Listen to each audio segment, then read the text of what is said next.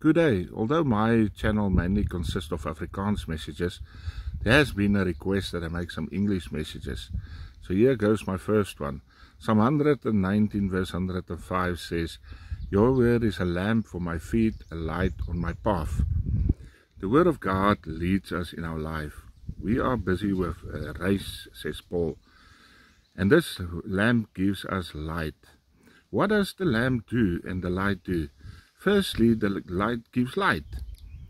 And the word of God is light in our life. It brings light into the darkness. When the sin comes into our lives, it brings darkness. But God brings the light. So the word of God leads us into the light.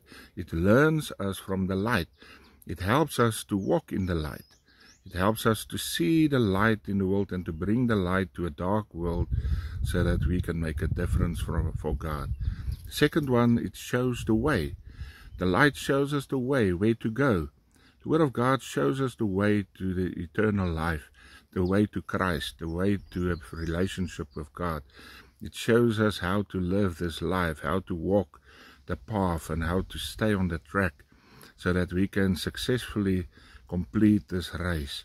And the third one is it shows us dangers.